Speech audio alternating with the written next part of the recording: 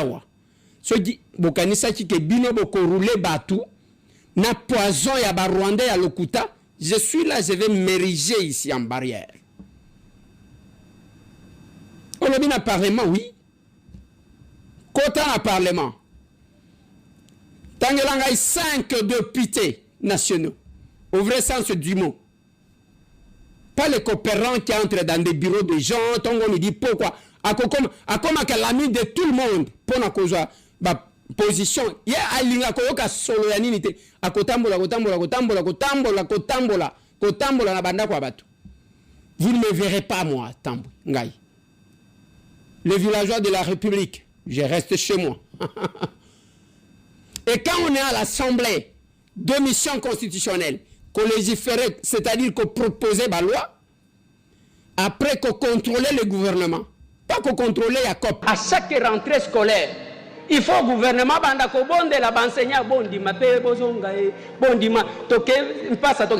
honorable président, Basalinini dans le cadre de l'éducation, ce n'est pas confondre le programme à 145 territoires. Batongi wapi, bafuti banani, parce que honorable président, hôpital. Ils ont solité. Il y a même un membre du gouvernement qui venait d'aller en soins médicaux au Maroc, dans l'hôpital, au centre privé, FPIC, si je ne m'abuse pas. Membre du gouvernement, à quelques soins au Maroc. Mais biso awa honorable président, bakotiko yebisa biso l'hôpital ya l'état o wapi biso ba député o bokotinda biso to kende kozwa soin, y compris bangomo. Lors de la reddition des comptes, chers collègues, ne place tout ça la autorité na biso yango te. Et ça place à kosekate, il faut tomi tuna. To pesa ki bango ndingisa ya kosala misala. Misala ngo o basali eza misala nini. Mais jusque là, je ne vois aucun secteur. Oh, bazo brandir bisoke. Bazo brandir bisoke. Voilà, dans ce secteur, nous avons excellé. Tosaliboy. Nous devons éviter les improvisations. Je termine par là, honorable président. Question orale avec débat. Ok, on doit causer. Parce que nous doit primer le marché. Non, ce n'est pas ça. Ce n'est pas ce que j'enseigne à l'action commune pour la République. Ce n'est pas ça. Je vous ai promis que je mettrai en place une structure politique oyo quoi porter vent mususu yango pesa la kalokola et balé. Qu'est-ce que j'ai dit? Lac ceux qui busoto kwei et bois kango kuna. On continue. Un parlementaire, je vous ai dit ici dans le lobby, et ça a un sondage mususu ezo salaka soni. Donc babimisi ba député à Makasi. On va sortir un député qui n'a jamais proposé de loi, qui n'a jamais contrôlé. Et ça lokola Zobimisa ba meilleur joueur, bayeko bimisa monsieur Tambo meilleur joueur. Nabeta bal wapi. Bal nabeta yango wapi.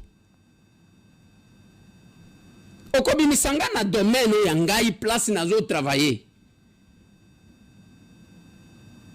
Et pour la crédibilité à Bamakamunisusu, il faut éviter de se faire acheter parce que il y a les gens qui ne marchent qu'avec ça. Bande Konanga, je vous dis, à l'Assemblée nationale, moi j'ai vu ou je vois. Des fois, on a RTNC, ils ont zoomé bateau, ils ont zoomé bateau. Ils ont zoomé bateau pour nous payer $100, on ne t'a pas élu, monsieur, pour que on a vendre un fauteuil. Voilà pourquoi, à la serre, nous prêchons, nous enseignons aux gens qui est de pitié. Si vous avez des ambitions politiques, qu'est-ce que vous ferez là-bas? Et ça, comme moi, la population, et non que la population. On de pitié, c'est un serviteur de ce peuple. Parce qu'il n'est qu'un simple représentant. L'action commune pour la République, notre cher parti. Voilà pourquoi je vous dis, rejoignez-nous. Rejoignez-nous pour le changement dans ces pays. Batouba Prechaka o Bazali, entrez dans notre parcours. T'as la place na Botama, t'as la ndenge na Kola, t'as les sika na Komi. Okuta salitete. Ya pape. Basengi ye. Après Sabango, ordre de mission, Babimaba qui est le Vatican. On les a donné l'ordre de mission pour aller à Vatican. La Senko se retrouve na Doha. Pour la Moussala Senko à Zosala. se retrouvent où? Na Doha. Objectif na bango, c'est pour empêcher la paix. Tu veux comprendre que bandoki ya muneno tozala bango na mboka oyo, c'est l'église catholique. Pardon, la Senko. En tout cas, bandime église catholique bolimbisanga.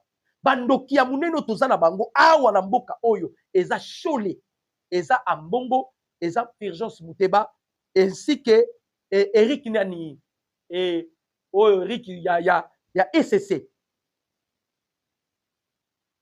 Bazana kati ya kotambola pour bloquer seulement le processus de paix.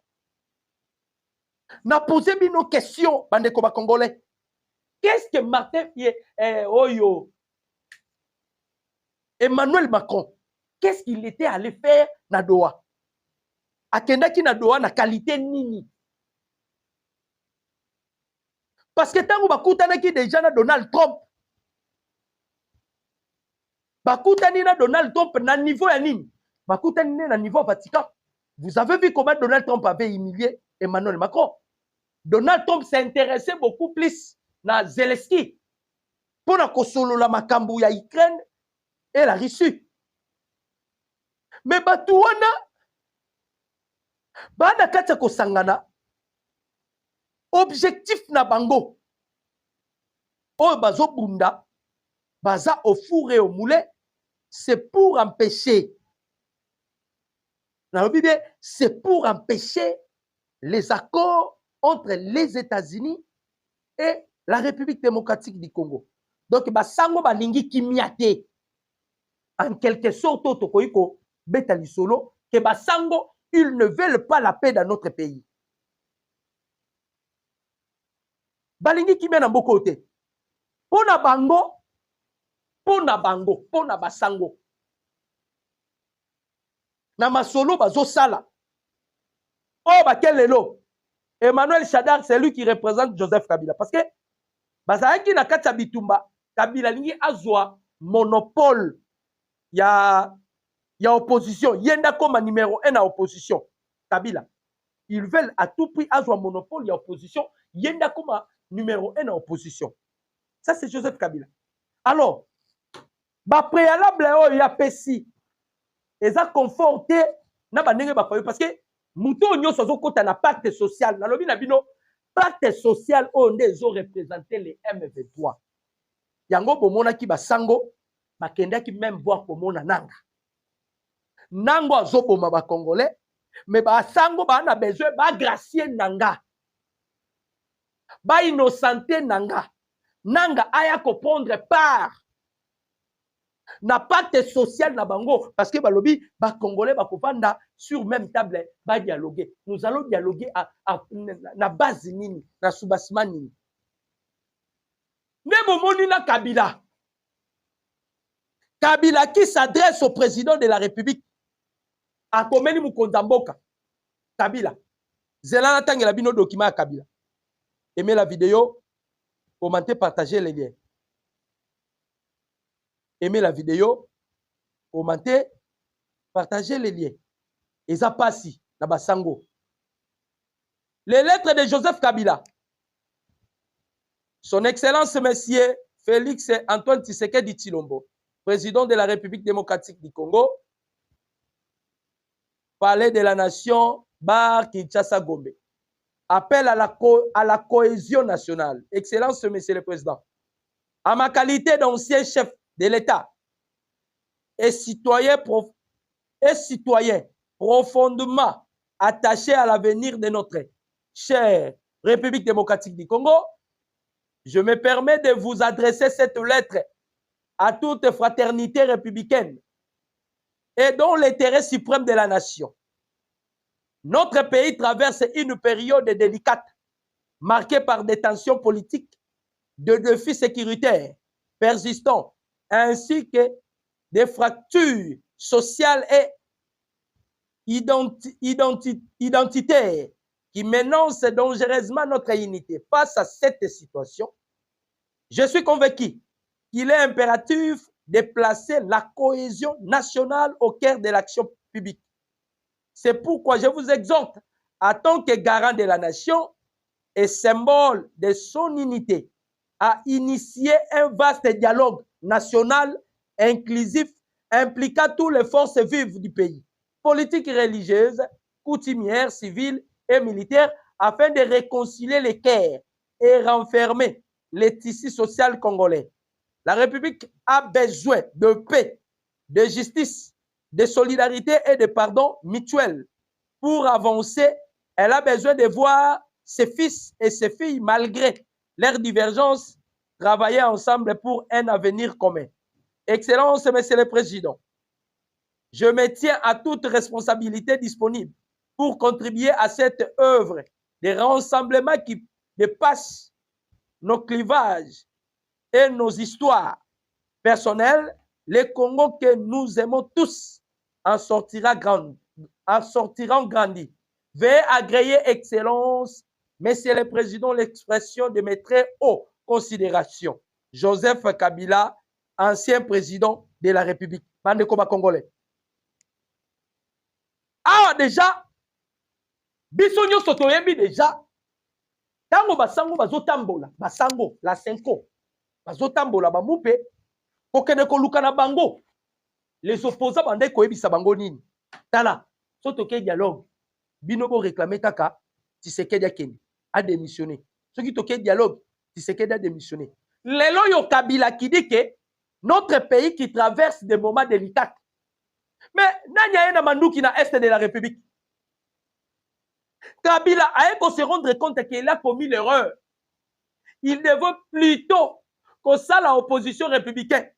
Mais il a procédé Mandouki. A tamboli ti ba yebisie na ba papo ba simbake sur le plan politique. Ba yebisie mwana. Soki ozo réfléchir kaka kobeta coup d'état na Mandouki okokokate na Mandouki ko simbate. Lokola oza déjà na bateau au travail na bango na lobi bien la senko. Lokola oza déjà na bateau au travail na bango, vous devez procéder seulement sur le dialogue. Dialogue. Mais awo déjà senko za na kati ya ko traiter terrain na lobi na bino bakendaki na doa. Tangu bakomi na doa. Bakutani na envoyé spécial. Tolobi, nous nous sommes posé la question. Basango, eloko nini bolingi na mboko yo, la senko. Qu'est-ce que vous voulez? Qu'est-ce que vous voulez au peuple? Il continue à tel point que va bloquer Kaka. Batia ba désordre na bango. Na Kabila oyo alali alamuki mboka na biso ezoleki la moment ya turbulence. Mais Kabila, turbulence so ezala mboka na biso, c'est toi l'auteur. C'est toi l'auteur, Joseph Kabila.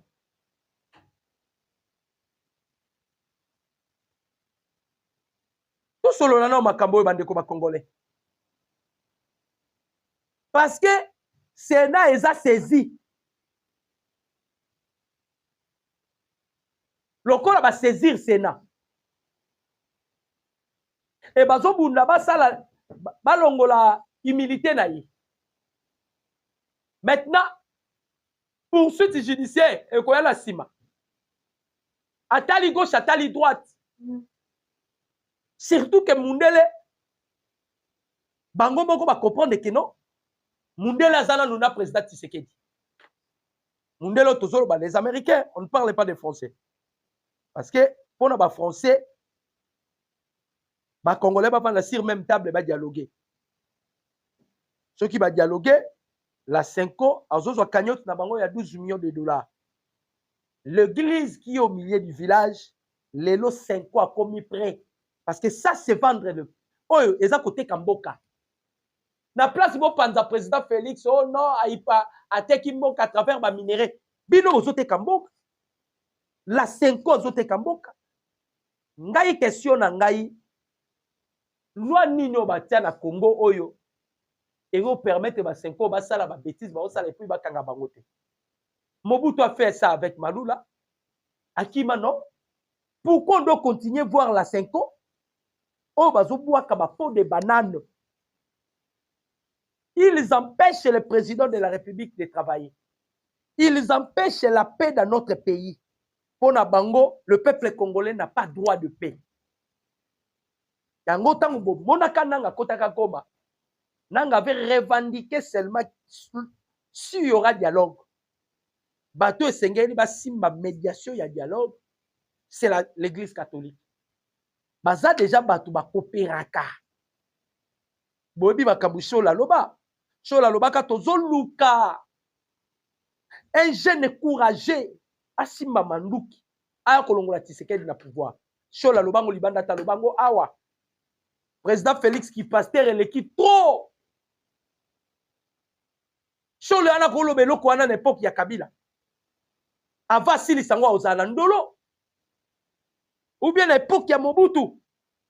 Bazo profiter na générosité ya mukonzi mboka. Bazo profiter na mutema munene ya mukonzi mboka. Shola l'a dit ça ici. Et je vous dis que les représentants légaux ya ba M23 na capitale là c'est la 5 ans. Pacte social au mona et ça ba M23. Ndenge bomoni ba fayulu ba kei ba ke ko rejoindre Nanga.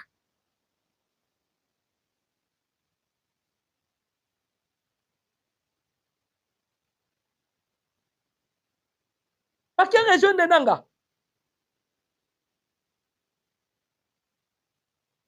Pacte social oyo si vous adhérez parce qu'ils sont en connivence avec Nanga. Bazo landana bazo eza musalo bazo sala. Je bazo sala. Donc bandeko dialogue bozo mona basango ba oluka oyo eza bombi ya retardé. Et puis bazo kende plus loin. Oh non 90% ba Congolais ils ont pour les dialogues. Bazo ba 90% ba Congolais. Tala basango mitema mabe. Vous n'êtes pas crédible. La 5 ans, vous n'êtes pas crédible. Mouninga la binona auti ko démissionner na Vatican. Bobi pourquoi ba démissionner? Et ma PC Nini a démissionné. Mais c'est pour vous la 5 ans. Vous faites la honte. Il y avait l'église catholique union sur la 5 ans. Vous faites la honte. Oh bino bogomi ko sala. Et ça les sous ya ko bomba te. Ça c'est la sorcellerie à un niveau élevé.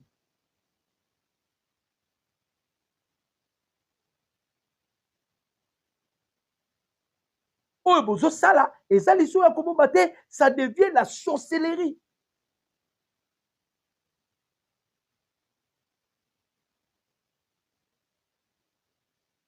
Nande konangai Jonas Ntimba lobiango sondage salamakiwa. Alobiango na communiqué na bango. Babi que nous avons 90% des peuples congolais qui sont d'accord. Papa, Congolais ni na ko accepter Joseph Kabila participer à dialogue. Là, vous n'êtes pas Congolais. Il s'agit de quel Congolais pour accepter que Joseph Kabila à prendre part dans le dialogue. Ou bien Nanga. Nanga so sala discours azoloba Tshisekedi olingi biso bato bakufa combien pour dire dialogue. Muto abomi bato. Basango bokomi ko plaider pour que Nanga ya a dialoguer. Président Félix. Basango yokoyi ko kanga bango te. Ça ce n'est pas la démocratie ça. Oh ekome loko mususu. Bandeko, la vie du peuple congolais est en danger. Basango baza ko se soucier nangote. Oh basango baza ko se soucier, on les a promis na Union européenne 12 millions de dollars américains. Ceux qui va réussir ko sangisa ba opposant nyonso ba vanda ba dialoguer. Ceux qui ka ba opposant ba dialoguer, bango ba quitter mbama, ba quitter bango. Ils sont allés na Doha, ba bengani bango lo ba soso. Même si bango place na bino zate. Vous ne voyez pas que même les Américains, ils n'ont plus confiance à bateau. Même les États-Unis d'Amérique.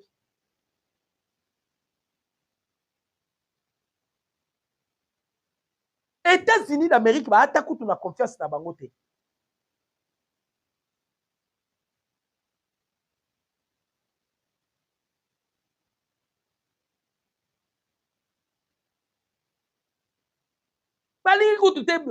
Donc, bazata na confiance à bateau.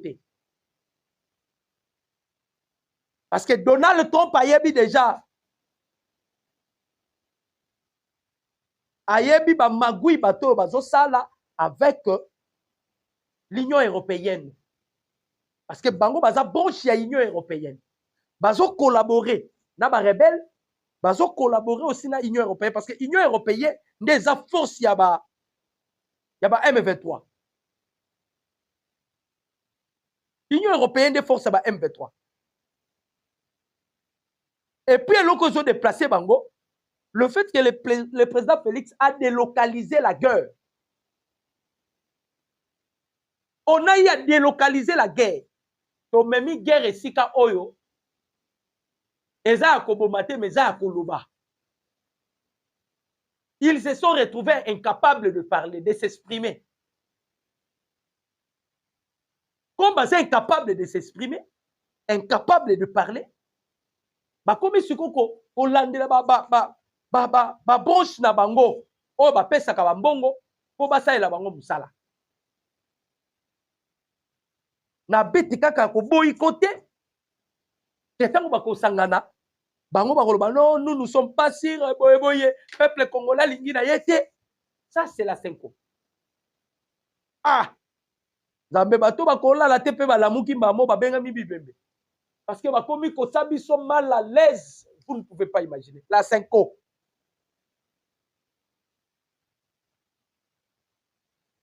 Pona bango.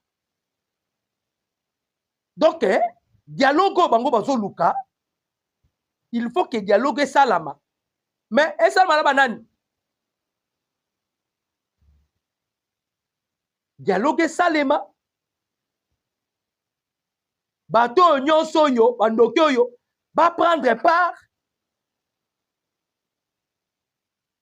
Parce que Batali, le M23 ne viendra pas. Hein?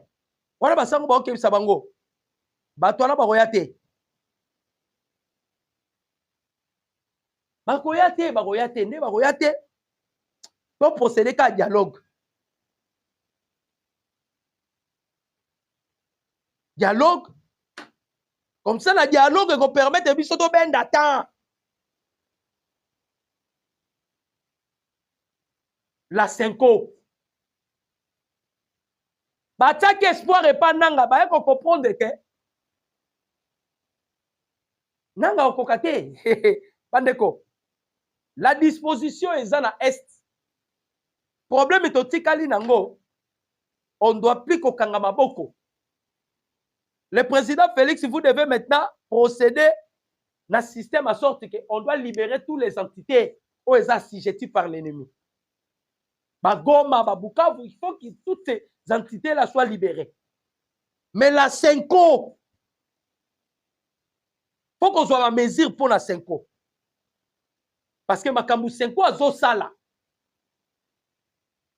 5 est d'abord contre la paix en République démocratique du Congo. Bachole, banani, pona bango, batusoki bazo kufa, bango bazo zwa ba vie, et batsela bango ba vie. Ezo batsela bango ba bozui. Ezo batsela bango ba pouvoir. Pona bango batufo ba kufaka. Pona bango, il faut que les gens meurent. Tango bat bango kufa, ezo batsela bango ba vie, ezo sala biloko ya mabe kaka. Surtout tango ba moni Monsieur Eric